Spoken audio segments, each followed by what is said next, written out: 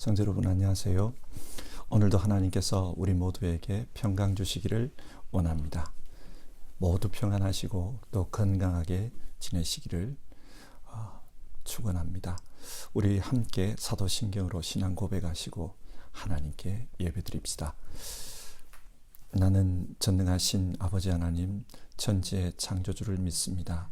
나는 그의 유일하신 아들 우리 주 예수 그리스도를 믿습니다.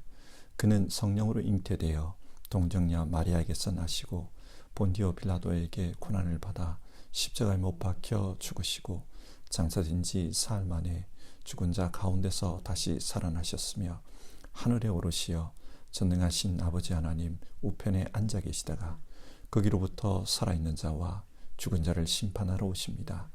나는 성령을 믿으며 거룩한 공교회와 성도의 교제와 죄를 용서받는 것과 몸의 부활과 영생을 믿습니다. 아멘. 함께 기도하겠습니다. 사랑 많으신 하나님, 오늘도 우리에게 새로운 하루를 허락해 주셔서 감사를 드립니다. 하나님께서 주신 이 시간을 살아가면서 하나님께 감사하고 하나님을 기뻐하고 또 하나님께 영광을 올려드리며 사는 우리 모두 되게 하옵소서. 정말 우리의 인생이 하나님께 영광을 올려드리는 그런 삶이 되기를 간절히 기도드립니다. 하나님을 사랑하는 우리 성도님들 한 분 한 분의 영혼을 축복해 주시고 또 그 한 분 한 분의 삶이 아름다운 삶이 될 수 있도록 주께서 인도해 주시옵소서. 건강을 허락해 주시고 지혜를 더하여 주시고 그 삶 가운데 힘을 주시고 또 믿음으로 세상을 이겨나갈 수 있도록 믿음의 역사를 주님께서 더하여 주시옵소서. 오늘도 하나님을 사랑하며 예배하는 모든 이들 그 심령 속에 하나님께서 말씀으로 깨닫게 하시며 또 말씀 가운데 하나님과의 교제가 이루어지도록 축복해 주시옵소서. 예수님의 이름으로 기도드립니다. 아멘. 성경 말씀 함께 보겠습니다. 마태복음 12장 9절부터 21절까지 말씀을 우리 함께 보겠습니다. 12장 9절입니다.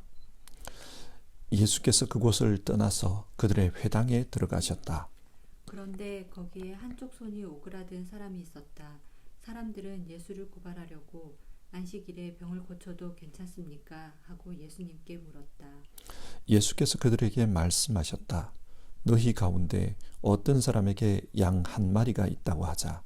그것이 안식일에 구덩이에 빠지면 그것을 잡아 끌어올리지 않을 사람이 어디에 있겠느냐? 사람이 양보다 얼마나 더 귀하냐? 그러므로 안식일에 좋은 일을 하는 것은 괜찮다. 그런 다음에 손이 오그라든 사람에게 말씀하셨다. 내 손을 내밀어라. 그가 손을 내미니 다른 손과 같이 성하게 되었다. 그래서 바리새파 사람들은 밖으로 나가서 예수를 없앨 모의를 하였다. 그러나 예수께서 이 일을 아시고서 거기에서 떠나셨다. 그런데 많은 무리가 예수를 따라왔다. 예수께서는 그들을 모두 고쳐주셨다.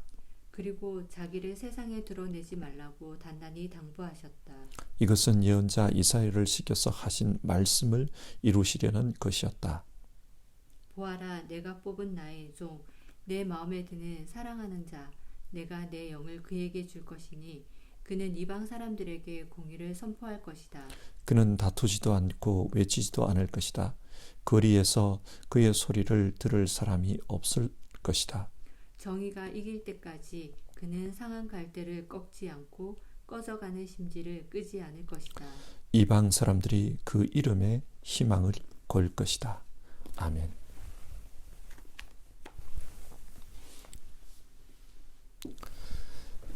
십계명의 네 번째 계명은 안식일을 지키라입니다. 여러분, 하나님께서 안식일을 지키라고 하신 이유가 어디에 있을까요? 성경에는 십계명이 두 곳에 나옵니다. 첫 번째 나오는 것은 출애굽기 20장인데 하나님께서 6일 동안 천지를 창조하시고 제7일에 안식하셨기 때문에 안식일을 지키라고 합니다. 하나님이 쉬셨기 때문에 인간도 쉬라는 것입니다. 여러분, 이것이 무엇을 의미합니까? 인간은 하나님과 함께 일하고 하나님과 함께 쉬어야 합니다. 하나님은 우리가 언제나 함께 동행하기를 원하십니다. 그렇게 하면 하나님께서 우리에게 복을 주시겠다고 하셨습니다. 두 번째로 신명기 5장에도 십계명의 말씀이 나오는데 왜 안식일을 지키라고 하는가? 하나님께서 이스라엘 민족을 이집트의 종살이로부터 인도해 내셨기 때문이라고 합니다. 그렇기 때문에 안식일을 지키라고 합니다. 무슨 말입니까? 인간이 안식일을 지켜야 하는 이유는 압제로부터 쉼을 얻도록 하기 위함입니다. 고대 사회는 신분제 사회였습니다. 그래서 신분이 낮은 사람은 과중한 노동에 시달리며 살았습니다. 이런 과중한 노동으로부터 사람을 보호하기 위해 하나님은 안식일을 지키라고 하셨던 것입니다. 자, 이렇게 보면 하나님께서는 인간을 살리기 위해 안식일을 지키라고 하셨습니다. 영적으로 살리기를 원하십니다. 하나님에게 영원한 생명이 있습니다. 따라서 인간이 하나님과 함께 살 때 영원한 생명을 얻을 수 있습니다. 그래서 하나님이 안식한 날을 기억하고 인간도 안식하라고 하셨습니다. 그리고 인간은 기계가 아닙니다. 그렇기 때문에 안식일의 쉼을 통해 생명을 보호받아야만 합니다. 이처럼 하나님은 우리를 살리기 위해 안식일을 명령하셨습니다. 그런데 사람들이 이 안식일을 사람을 살리는 날이 아니라 고통스러운 날, 계명 때문에 복잡한 날, 힘든 날로 여기면서 살면 그것을 지켜보는 하나님의 마음이 어떨까요? 마태복음 12장에는 두 개의 안식일 논쟁이 나옵니다. 첫 번째 논쟁은 제자들이 길을 가다 시장하여서 밀이삭을 잘라 먹은 것입니다. 이 본문은 지난 토요일에 이미 살펴보았습니다. 두 번째 논쟁은 오늘 읽은 본문에 나오는 이야기인데요. 예수님께서 안식일에 회당에 들어가셨습니다. 하나님께 예배드리기 위해서입니다. 그런데 그 회당에 한쪽 손이 오그라든 환자가 있었습니다. 이것을 보고 사람들이 예수님께 질문합니다. 안식일에 병을 고쳐도 괜찮습니까? 왜 이런 질문을 할까요? 이 당시 유대인들은 미시나라는 율법 해석서를 가지고 있었습니다. 이 미시나는 유대인 조상들이 이런 경우 이렇게 율법을 해석해야 한다. 그것을 가르쳐 준 것입니다. 거기에 보면 안식일에 해서는 안 되는 일이 39가지가 소개되어 있습니다. 그 중에 하나가 치료 행위입니다. 정말 생명이 위급한 경우가 아니라면 안식일에 치료하면 안 된다. 그렇게 가르쳤습니다. 왜냐하면 그 치료 역시 노동에 해당되기 때문입니다. 그래서 이 말씀의 근거에 사람들이 안식일에 병을 고쳐도 괜찮습니까? 예수님께 질문한 것입니다. 그러자 예수님이 어떻게 대답합니까? 11절인데요. 너희 가운데 어떤 사람에게 양 한 마리가 있다고 하자. 그것이 안식일에 구덩이에 빠지면 그것을 잡아 끌어올리지 않을 사람이 어디에 있겠느냐. 당시 율법 선생들은 비록 안식일일지라도 양이 구덩이에 빠지면 양을 끌어올려야 된다. 그렇게 가르쳤습니다. 왜냐? 양의 생명이 위급하기 때문입니다. 그대로 놔두면 양들이 죽습니다. 그래서 구원하라고 했습니다. 그런데 사람은 안식일에 치료해 주면 안 된다? 무슨 말입니까? 양의 생명은 소중한데 사람의 생명은 소중하지 않다는 말입니까? 예수님은 당시 그 율법의 가르침의 모순을 지적하고 있습니다. 자신의 재산인 양은 구해줘야 된다. 소중히 여기면서 병든 사람, 다른 사람의 생명은 아무렇지 않게 여겨도 된다. 그 말이냐? 주님께서 질문하는 겁니다. 그래서 12절을 보면 사람이 양보다 얼마나 더 귀하냐? 그러므로 안식일에 좋은 일을 하는 것은 괜찮다. 그렇게 가르치셨습니다. 예수님 입장에서 사람은 굉장히 존귀한 존재입니다. 시편 8편을 보면 사람의 존귀함에 대해 이렇게 말하고 있습니다. 사람이 무엇이기에 주님께서 이렇게까지 생각해 주시며 사람의 아들이 무엇이기에 주님께서 이렇게까지 돌보아 주십니까? 주님께서 그를 하나님보다 조금 못하게 하시고 그에게 존귀하고 영화로운 왕관을 씌워 주셨습니다. 사람은 하나님의 형상으로 만들어졌습니다. 그래서 존귀한 자입니다. 하나님보다 조금 못한 존재, 하나님 나라에서 영화로운 왕관을 쓰는 존재, 굉장히 존귀한 자입니다.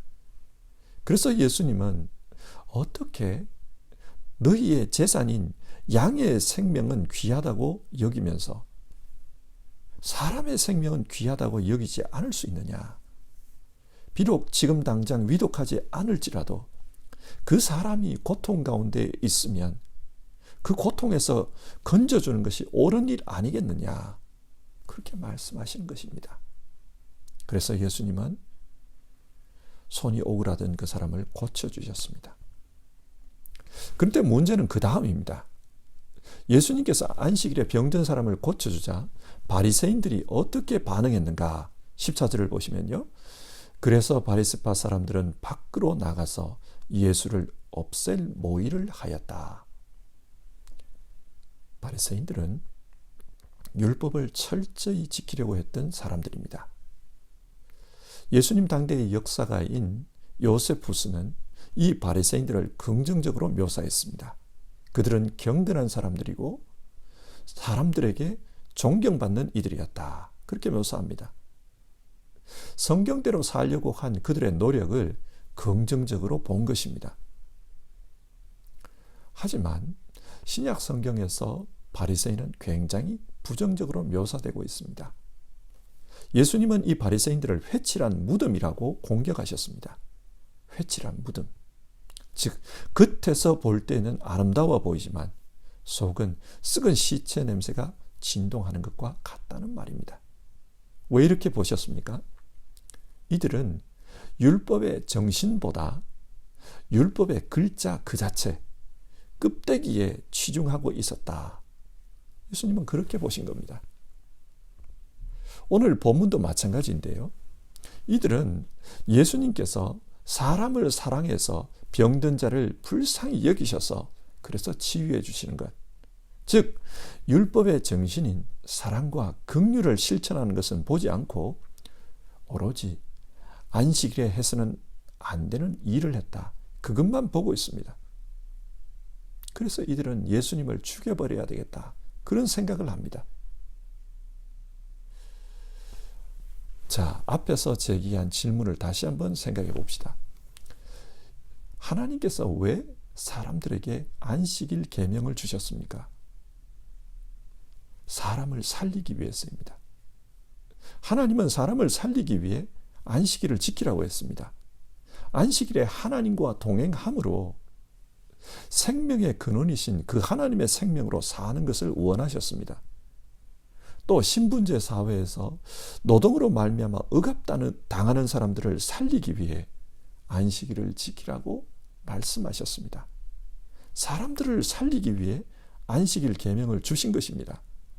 그런데 지금 바리새인들은 사람을 살리는 그 안식일 계명으로 사람을 죽이려고 합니다. 그것도 하나님의 아들인 예수님을 말입니다. 성경은 이 사실을 통해 사람이 하나님의 마음을 제대로 깨닫지 못하면 하나님의 이름으로 하나님의 계명으로 사람을 죽일 수 있다. 그것을 보여줍니다. 여러분, 어떻게 신앙하는 것이 바르게 신앙하는 것입니까? 열심히 신앙하는 것이 중요합니다. 열심히 기도하고 열심히 성경 읽고 열심히 성경대로 살려고 하는 것 중요합니다. 그러나 거기에 하나님의 마음을 이해하는 것이 빠져버리면 그 열심이 사람을 죽이는 열심으로 변질될 수도 있습니다. 바울을 보십시오. 그는 율법을 지키는데 열심히 특심한 사람이었습니다. 그래서 그 율법을 가지고 그리스도인들을 잡아 죽이는 일도 했습니다. 이것을 남의 이야기로 생각할 것이 아니라 오늘 우리에게 적용해 봐야 될 문제입니다. 하나님의 마음을 이해하지 못하는 신앙적 열심은 위험할 수 있습니다. 15절, 예수님은 이런 바리새인들의 생각을 아시고 어떻게 행동하십니까? 그러나 예수께서 이 일을 아시고서 거기에서 떠나셨다. 예수님은 사람들과 싸우기를 원치 않으셨습니다. 신앙의 문제는 싸워 이긴다고 해서 해결되는 것이 아니기 때문입니다. 종교전쟁에서 승리했다고 해서 그것이 하나님의 영광을 나타내는 것입니까? 그렇지 않습니다. 그래서 예수님은 싸우지 않고 조용히 떠나십니다. 근데 이 모습을 보고 많은 사람들이 예수님을 따라옵니다. 누가 진짜 하나님의 사람인지 그것을 알았기 때문입니다. 예수님은 자기를 따르는 사람들을 고쳐주십니다. 그런데 고쳐주시면서 예수님 자신을 세상에 드러내지 말라고 하십니다. 왜 그럴까요? 이렇게 드러내는 것이 하나님 나라를 방해할 수도 있기 때문입니다. 예를 들어 하나님은 우리 모두가 복받기를 원하십니다. 그런데 사람들이 하나님을 믿고 복을 받았다고 합시다. 그러면 하나님 열심히 믿으면 복 받는구나. 신앙을 복 받는 비결로 생각합니다. 그러면 그 신앙은 기복주의 신앙으로 타락할 수 있습니다. 왜곡될 수 있습니다. 마찬가지입니다. 예수님의 치유가 예수 따라다니면 병 나을 수 있다. 병 낫는 방법으로 오해할 수 있습니다. 그러면 하나님 나라가 왜곡됩니다. 그래서 예수님은 병은 고쳐주셨지만 소문을 내지 말라고 합니다. 신앙이 왜곡되지 않도록 하기 위해서였습니다. 마태복음은 이런 예수님의 모습이 이사야 42장의 말씀이 이루어진 것이다. 그렇게 보고 있습니다. 이사야 42장, 메시아에 대한 예언입니다. 메시아는 세상을 시끄럽게 하는 자가 아니라고 합니다.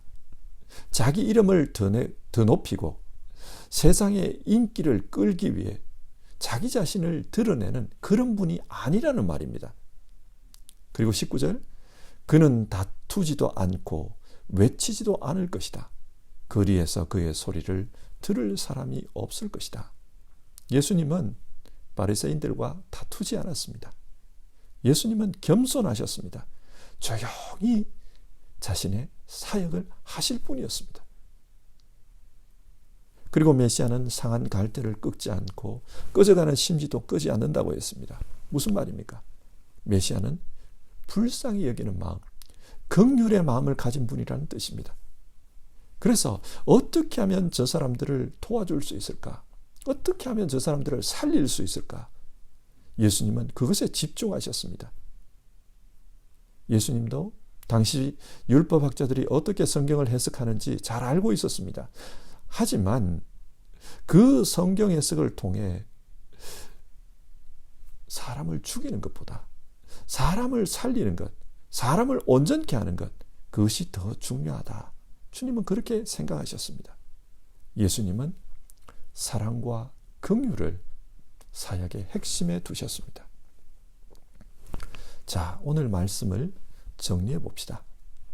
오늘 본문에는 사람을 살리려는 예수님과 사람을 죽이려는 바리새인의 모습이 대비를 이루고 있습니다. 이 대비를 통해 우리는 어떻게 신앙해야 하는가? 성경은 그것을 교훈하고 있습니다. 어떻게 신앙하라고 합니까? 우선은 하나님께서 주신 그 성경에서 하나님의 마음을 잘 이해하라고 말씀합니다. 하나님이 어떤 마음으로 이 말씀을 주셨는가, 그것을 이해하라는 겁니다. 그렇지 않으면 그 말씀 때문에 사람을 공격하고 또 사람을 죽일 수도 있습니다. 사람을 살리기 위해 주신 성경이 사람을 공격하는 도구가 될 수 있습니다.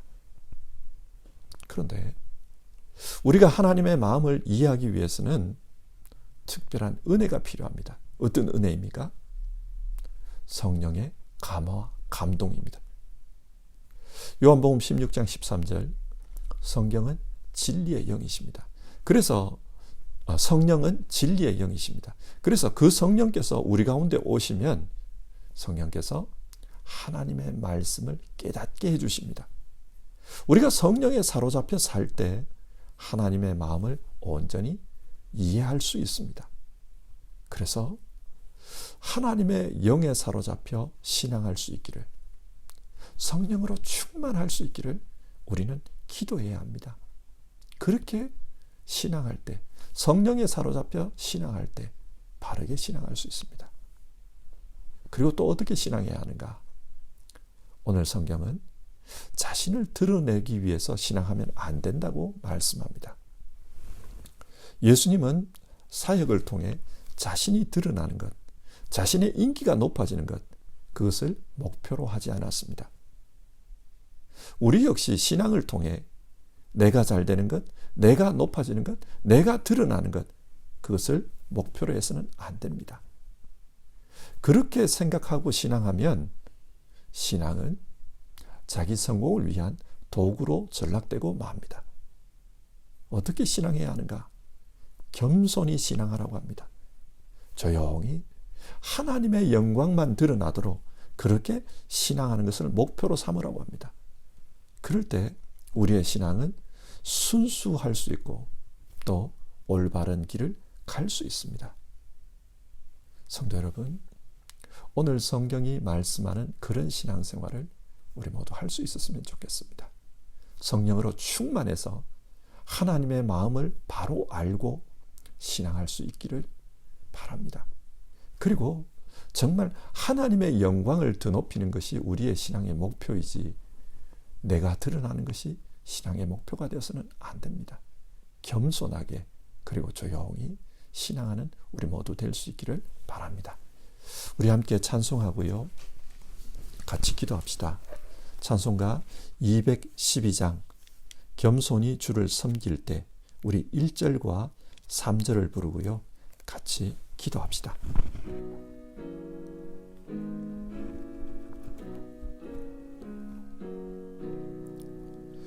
겸손히 주를 섬길 때 괴로운 일이 많으나 구주여 내게 힘주사 잘 감당하게 하소서. 구주의 귀한 인내를 깨달아 알게 하시고 굳건한 믿음 주셔서 늘 승리하게 하소서. 우리 오늘 살펴본 말씀을 생각하면서 기도합시다. 하나님, 오늘 성경이 가르치는 대로 하나님의 마음을 잘 이해하며 신앙하도록 도와주시옵소서. 하나님, 겸손하게 하나님을 믿을 수 있게 도와주시옵소서. 온전히 하나님만 드러내는 그런 신앙생활이 되도록 인도해 주시옵소서. 우리 그렇게 기도해 봅시다.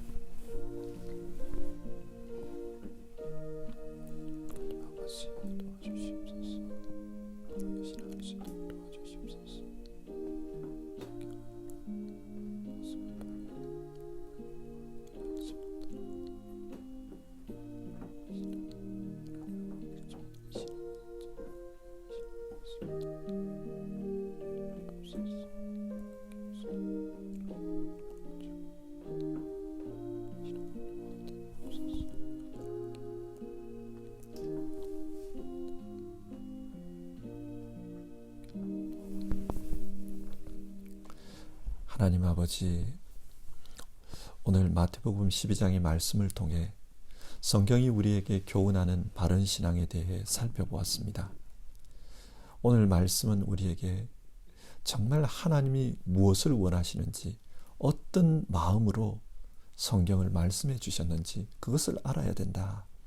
하나님의 마음을 이해하지 못하는 신앙은 오히려 위험한 신앙일 수 있고 사람을 살리는 신앙이 아니라 죽이는 신앙이 될 수 있다. 그렇게 교훈하는 것을 살펴보았습니다. 하나님, 우리도 이 성경 말씀을 읽을 때마다 정말 하나님이 우리에게 무엇을 원하시는지, 또 어떤 마음으로 우리에게 이 말씀을 주셨는지 그것을 잘 깨닫게 하옵소서. 하나님은 우리를 사랑하시기 때문에, 우리를 살리기 원하시기 때문에, 우리를 불쌍히 여기시기 때문에 말씀을 주신 것을 우리가 압니다. 우리 모두 사랑의 마음, 긍휼의 마음, 또 우리의 생명을 구원하고자 하는 그 애절한 하나님의 마음으로 성경을 읽을 수 있도록 도와주시옵소서. 우리의 신앙이 이 하나님의 사랑, 이 하나님의 긍휼, 이것을 추구하면서 바라보면서 신앙할 수 있도록 도와주시옵소서. 그리고 하나님, 오늘 우리 주님께서 어떻게 사역하셨는지 그것을 보여주셨습니다. 겸손히 조용하게 오직 하나님의 영광만이 드러나기를 원하셨지, 주님 자신의 그런 영광을 드러내기 위해, 자랑하기 위해, 뽐내기 위해 그렇게 사역하지 않은 것을 보았습니다. 우리도 신앙하는 것이 나 자신이 높아지기 위해, 나 자신을 드러내기 위해 그렇게 신앙하는 것이 아니라 온전히 하나님의 영광, 하나님만이 드러나는 그런 삶을 살기 위해 신앙할 수 있도록 도와주시옵소서. 하나님, 우리 모두 겸손하게 신앙하기를 원합니다. 솔리데오 글로리아, 오직 하나님께 영광을 돌리는 그런 자세로 신앙하기를 원합니다. 그리고 삶 가운데 조용히 드러내지 않고 신앙할 수 있기를 원합니다. 주님, 우리를 도와주시옵소서. 그리고 오늘도 하루를 살아갈 우리 성도님들 기억해 주시고 도와주시옵소서. 육신의 건강을 허락해 주시옵소서. 심령의 평안을 허락해 주시옵소서. 그리고 하나님의 말씀을 잘 깨달을 수 있는 지혜를 허락해 주시옵소서. 사람과의 관계에서 긍휼의 마음과 사랑의 마음으로 살 수 있도록 하나님 도와주시옵소서. 무엇보다 우리에게 성령으로 충만하게 살 수 있도록 그렇게 도와주시옵소서.